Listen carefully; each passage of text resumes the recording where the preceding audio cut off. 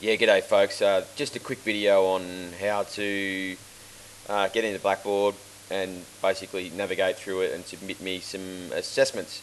So in your browser window, whether you're operating on Internet Explorer, Mozilla, Google Chrome, whatever it might be, the simplest thing to do is just to come up here to your browser bar and just type in Blackboard. It's just popped up there automatically from me up here. But for you, it's just going to be blackboard.kti.wa.edu.au. No WWs in there, and press enter, and it's going to come to a page that actually I'm already logged in there. Should actually come to this page, and you'll be given your access codes, which I'm just putting mine in now. You'll be sent those via email from me, and then you will come to, if it's correct, that is, you'll come to a login page, sorry, a landing page that will probably just have one of these particular sets of units in here that you'll be enrolled in. So if you're enrolled in a Fisheries Diploma of Compliance, that will be the only one that you see. If you're in aquaculture, that'll be the only one you see, so on and so forth. So just for now, I'm going to log into this system. I don't really worry about too much on this front page. I prefer to manage it from the inside, so to speak. So I'm just going to click into the Fisheries Diploma of Compliance and just give you a bit of an overview of what it looks like down here.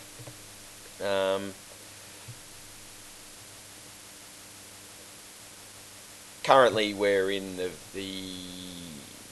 editing view, which is, from my perspective, you won't see most of this stuff most of the time. And basically what we've got down here is a set of buttons down the left hand side at the moment that shows us different links to different subjects, so on and so forth. Typically we want people, they'll actually only be given this course content link plus a few others that might be related to discussion boards, video link sessions, things like that. So you typically want to click into this course link and you'll be brought up with the number of clusters of units or groups of units that we'll be training you in, and that will depend on where you're up to with your study, I guess, or what we select for you to enroll in after we discuss your personal arrangements, so to speak. So from here, each one of these, like I just said, is a group of units. So if I click into this, you'll see that it comes up with table of contents down the left hand side, and groups of units that, sorry, not groups of units, pages that will pop up.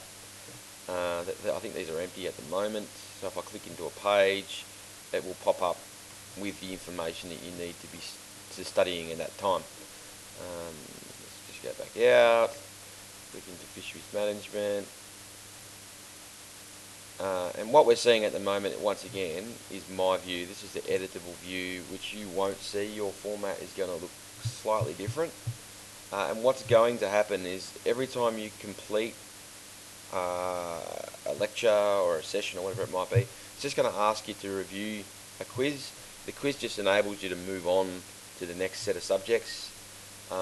If you can't answer it and you're struggling to answer it, just flick me an email or whatever and we'll just have a look at it over the phone and I'll give you access to it. But it's just about promoting you guys to be able to work through in a bit of a logical format. So I'll show you what it looks like from a student preview. So this is what it looks like from you guys at the moment. It should do. If we click on course content, it's actually said to me there's no content to display. Alright, and the reason behind that is just simply because we haven't basically answered a set of those review questions, I guess you might say, from this fisheries overview up here, which is just going to be the induction program. So what we really want you to do, I'm just going to exit the preview just so that I can show you some stuff later on. What we want you to do is to complete the induction, go through, answer the induction review, and then that will give you the information required to pass on to the next subjects that you need to be studying. So from there, we go into your assessment, so on and so forth, and you'll steadily work through these. Session 3 review will give you the review mechanism for session 3, and it's not until you complete that review that you can move on to session 4, so on and so forth. And it's just about aiming, it's targeted training, I guess you might say, rather than giving you the run of the mill and just go here, answer questions, so on and so forth. We want you to actually read through it, take in the information before you actually get to your assessments. Now, these assessments won't pop up until after you've completed the final review, and it should automatically give you the link to the assessment once you've completed that review in session 11, for instance, in this situation. When it does pop up, it could look like this. It may look a little bit different on different browsers, but what we want you to do is to just read through the instructions in this session here. Alright, so I'll just give you a bit of advice on what we need to do, and then it gives you the direct link to the assessment. So click on the assessment, it'll pop up down here. Obviously it'll vary depending on what internet browser you're using. Open it up, so it's going to give it to you in a Word document format, and if you are using a Mac particularly, it might open in a different format, but hopefully it should be the same. If you've got any issues, just give us an email or a call. So what we want you to do is open it up and then just file, save as, to a desktop on your own computer or to a folder that you have somewhere on your computer. Just click save, and then work from that document that's on your computer. Righto, so what we really need to be sure of when we're sending assessments through to me, just so that I can keep a track of the assessments, is just to put in your name at the top. Alright, just so that I know who you are. Alright, and then what will happen is I'll read through the assessment and then I'll give you feedback in here. So assessment task 1 is generally the knowledge questions. Assessment task 2 is generally your practical or skills, whatever that might be. And then over here, if I've deemed you significantly capable of doing the job, you'll get an S. And if not, it might just be something simple, you'll get an NYS. And then the date submitted, and then yes and no's in here for student feedback given or not. Down here, I'll just select not yet competent or competent. Normally we don't use this re-enroll or hold, just depends on differing students' progresses. And then down here I've just got a signature and a date for me just to be compliant by national training standards. Alright, so then once again down here just put your name in again, doesn't auto-populate, and then just tick these boxes, just double check on them and go checked. Sorry, double click on them and just go check. Alright, so what this is, it just is your student acknowledgement to say that it's your work and no one else's. You haven't copied it. You might have worked with other people to get it done, but it's your work. Alright, and then down here just type in your name, unless you know how to get your signature in there, but I'm not going to penalise you for not putting a signature in there. Generally I'll chuck in some stuff down here to say I want you to keep working on this. Here, this will be a satisfactory or not yet a satisfactory, depending on the result that I give you, obviously. And then just down here, I'll whack in my name and my signature and the date, so on and so forth. So when it comes to answering the questions, just keep scrolling down through the assessment, and it basically says that to become satisfactory, you need to answer all the questions correctly. All right. And to be assessed competent in the units, you must complete everything to a satisfactory standard. So that means that you must complete all the knowledge questions correctly, and you have to show that you are competent in the skills and the practical components at least once on two separate occasions. And I or any other lecturer will give you guidance on where you're up to with that. So when it comes down to answering your questions, these aren't editable outside of Word documents, so if it's given to you in a PDF, you can't edit it. So hopefully you should have the ability to be able to edit in Microsoft Word or on a Mac. It should be Pages. All I want you to do is just put your answer in bold or in a different colour, whatever it might be. You can write it in blue if you want, underneath the document. Alright, go through, answer what you can. Like I said, put it in capitals if you want to. It just makes it easier for me to be able to understand where the question finishes and where your answer begins. And then normally what will happen is if I go, righto, I don't think you've got enough information, I'll give you a cross or a tick, depending on whether I think it's good to go or not.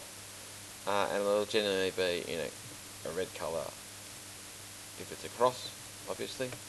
And then there'll be some advice given underneath. Whoops, the daisies. There'll be some advice given underneath.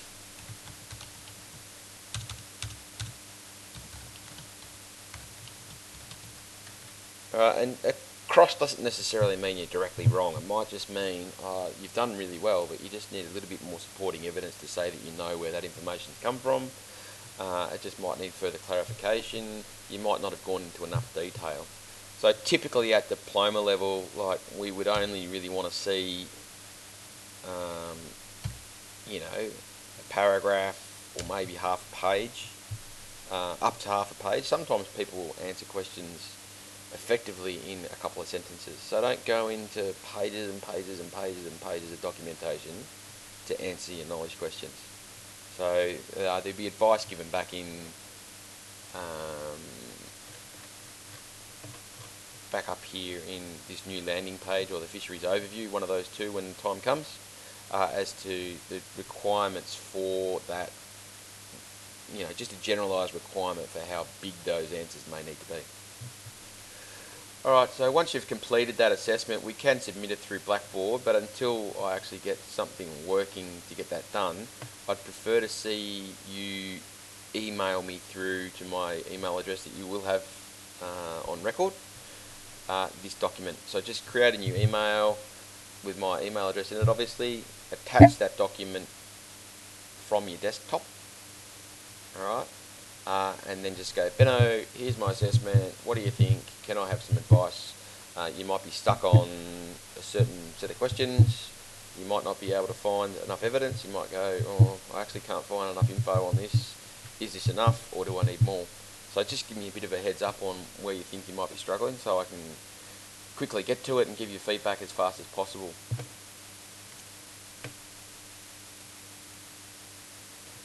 So, I really want all the students to start using discussion boards, and this collaborate sessions as well. We'll start using that on a more regular basis.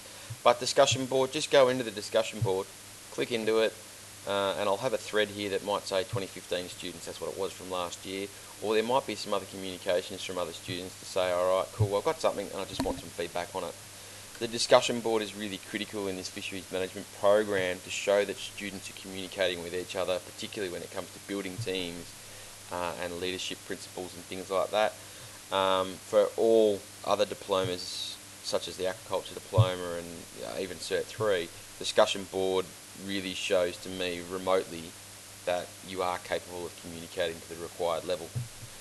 Now, collaborate sessions, I'm not going to go into it because it'll make this video too long. But what collaborate sessions is a remote face-to-face delivery technique. So it's sort of like a video conferencing, but it's done through the computer system. Normally what I'll do is I'll send out some sort of email towards the start of a year or start of a semester to find out who my student body is and what available times will suit within the group. So it's not always going to suit everybody, but we will try and establish the most reliable time for everybody to use this. So it basically enables me to go, alright, I've got 6 students, you all need some help on something, set up a schedule, say, right, I want to talk to you the next 4 days, here's a time and a date, and I'll bring you all online to that, and then we can discuss things remotely via the internet. Alright, so I'm going to leave it there for today. Hopefully this has been as helpful as it's helpful for me to understand that you guys have an idea about how to do things. And I'll speak to you if you've got any issues with it. Alright, ciao for now.